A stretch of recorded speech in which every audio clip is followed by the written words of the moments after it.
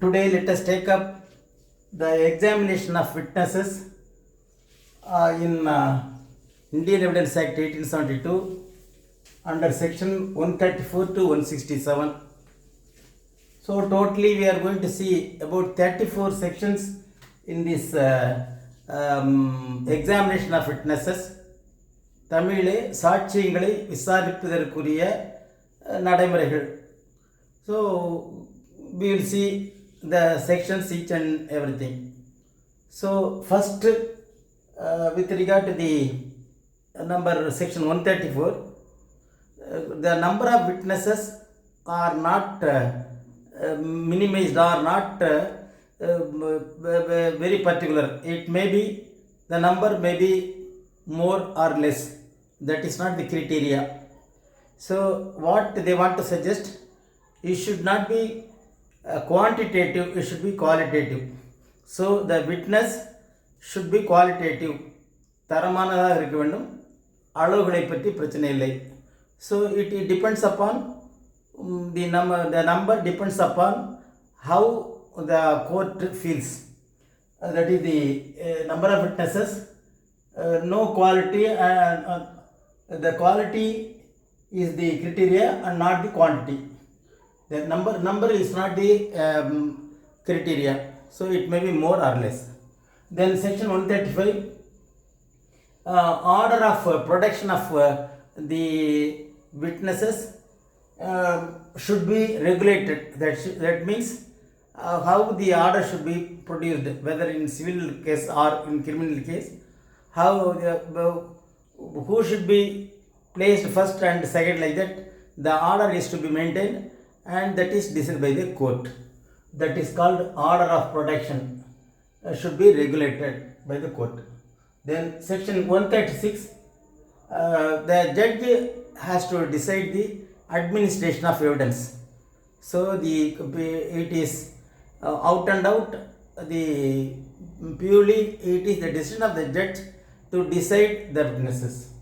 Then section 137, this is very very important section, that is examination in chief, and then cross examination and re-examination. So these three things are spelled out in section 137. Examination in chief means the first examination of the witness. That means the person who bring the witness can examine the witness. That is called the examination in chief. முதன்மையான அல்லது பிரதம விட்னஸை விசாரிப்பது. That is examination chief. That is the person who brought the witness can put forth the question before him, and the concerned person, in case of civil case, it is by the opponent party. He can ask the questions, and the person who brings the witness can examine him. Say for example, in case of civil case, the person who brings the witness can examine, his lawyer can examine him. That is chief examination. In case of criminal case, it is by the public prosecutor. He can examine the person who is brought as witness.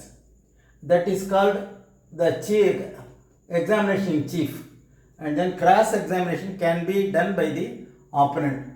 The re-examination can be done by, in case of the examination in chief, the same thing can be done again as re-examination. That is called re-examination. These three things are coming under section 137. This is very important section 137. And the section 138, examination in chief, and then it also tells about the three witnesses. That is examination in chief, cross examination, re-examination.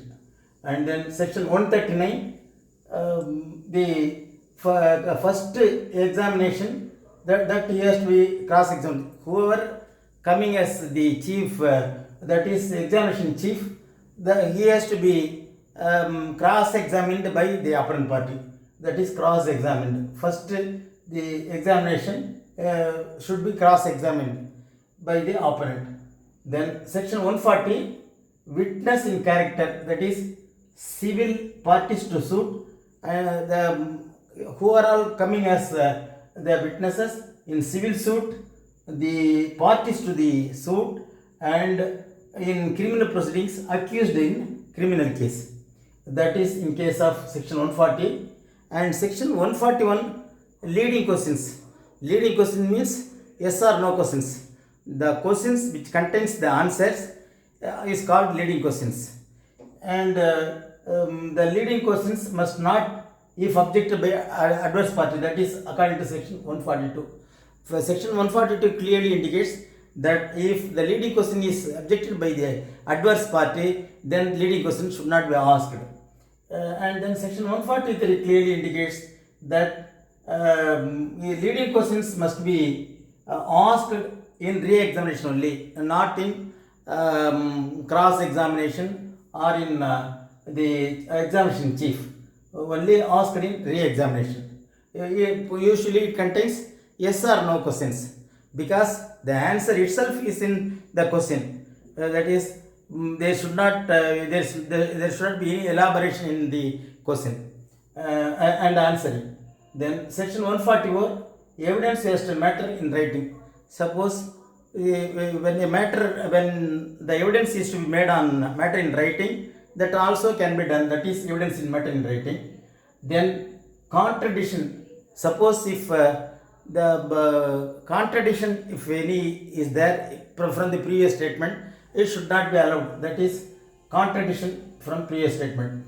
Then section 146 clearly says the question must be lawful. It should not be unlawful. Questions should not be asked in court. That is, question must be lawful.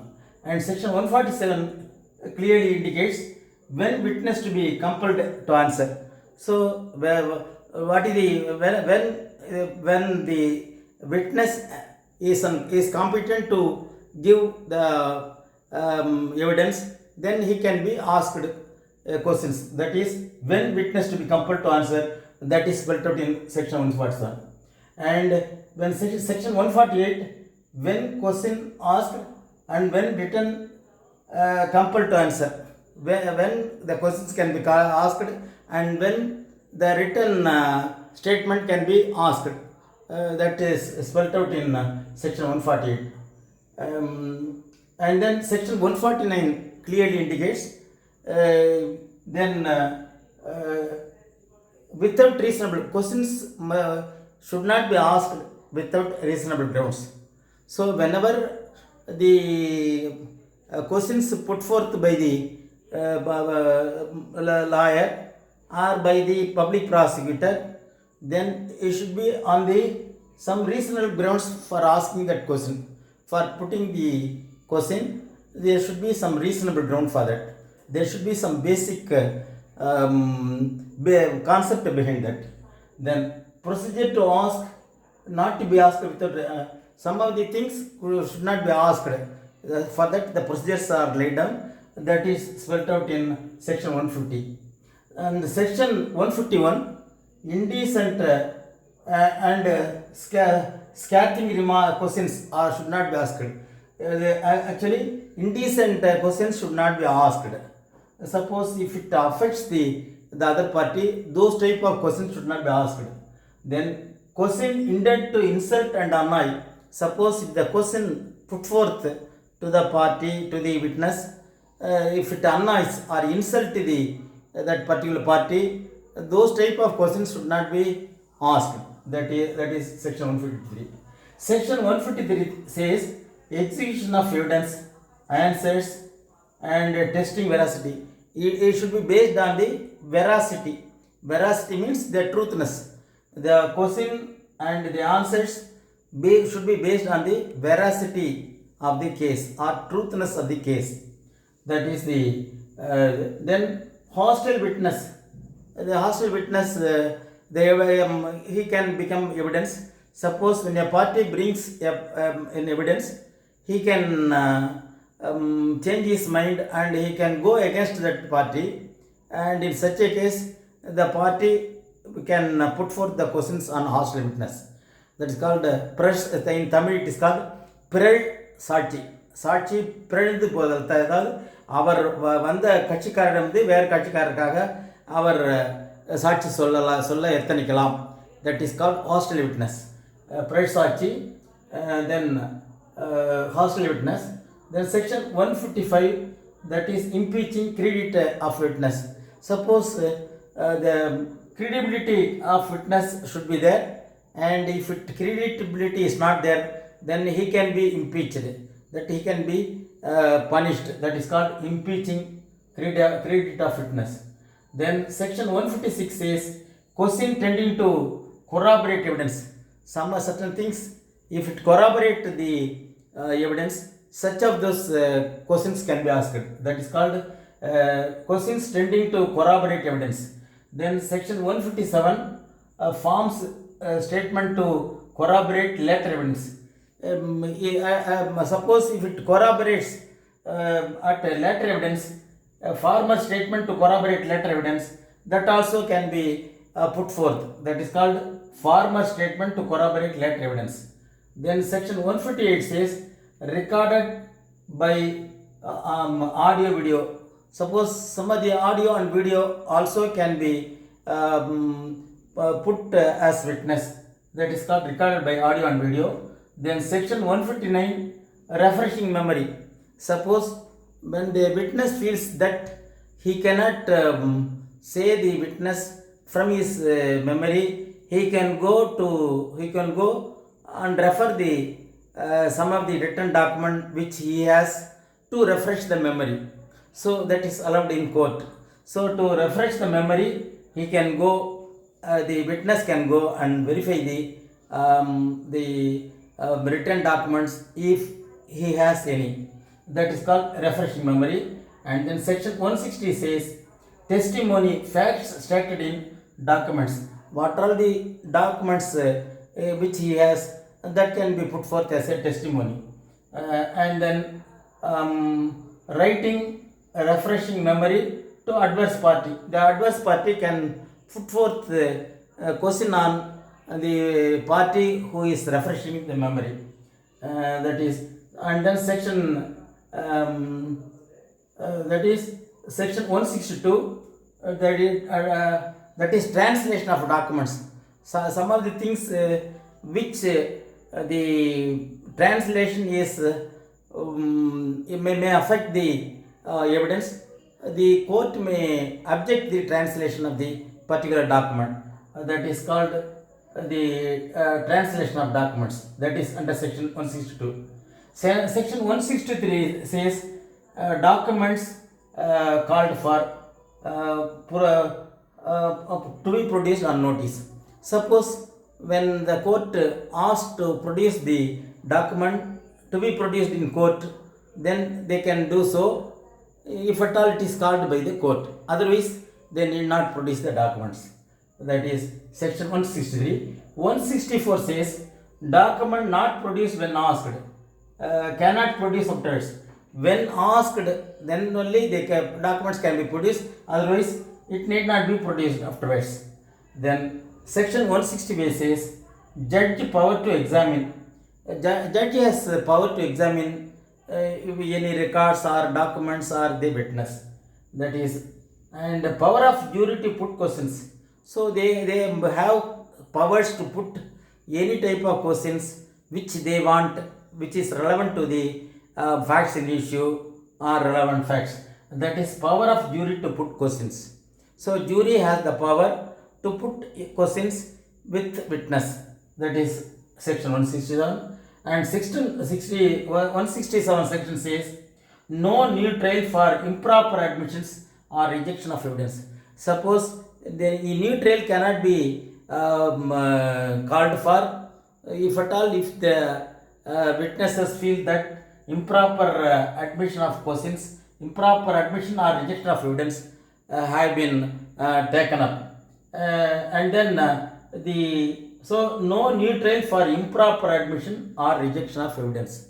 Suppose improper evidence and some of the evidence are rejected, improperly rejected, then for that purpose no new trial can be initiated. That is section 167.